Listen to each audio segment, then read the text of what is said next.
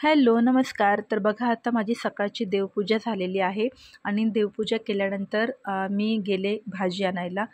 घरात काहीच भाजी नव्हती तर म्हटलं चला सकाळी सकाळी आधी भाजी घेऊन येऊया. आमच्या इथे ना खूप छान फ्रेश भाजी अशी सकाळी सकाळी मिळते तर भाजी घेऊन आलेली आहे. आता भाजी आणल्यावर सगळ्यात महत्त्वाचं काम काय असतं ना तर ती साफ करणं. मार्केटमधून भाजी आणल्या जर आपण ती साफ करून ठेवली ना तर ती चांगली राहते, व्यवस्थित राहते. आणि पालेभाजी तर तुम्ही साफ करून ठेवतच जा, कारण त्यामध्ये कधी कधी आळ्या किंवा किडे असतात. त्यामुळे पालेभाजी आणली ना कधीही तर ती साफ करूनच फ्रीजमध्ये ठेवायची. मी खूप जास्त भाजी एकाच वेळेला आणून ठेवत नाही. 2 ते 3 दिवसाचीच भाजी आणते आणि ती संपल्यानंतर जवळच मार्केट असल्यामुळे मग नंतर 2-3 दिवसानंतर मी भाजी घेऊन येते.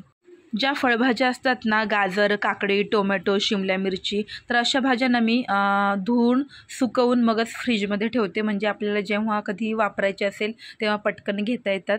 तर बघा या ठिकाणी मी या सगळ्या फळभाज्या आहेत ना त्या पाण्याने स्वच्छ धुवून एका कॉटनच्या कपड्यावरती कोरड्या होण्यासाठी ठेवते. या भाज्या कोरड्या झाल्यानंतर मी फ्रीजमध्ये भरून ठेवेल.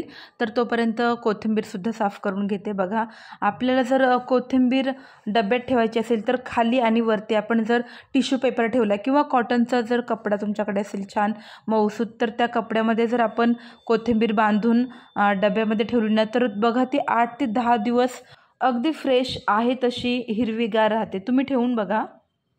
तर अशा प्रकारे कोथिंबीर साफ करून झालेली आहे.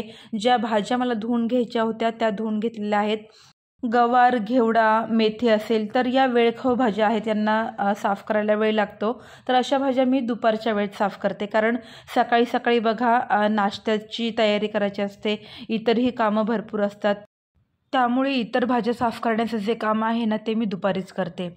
बाल्कनीमध्ये बघा कुंडीमध्ये मी काही झाडं लावलेली आहेत फुलांची. तर हे आहे कण्हेरीचं झाड. त्याला बघा किती छान फुलं आलेली आहेत.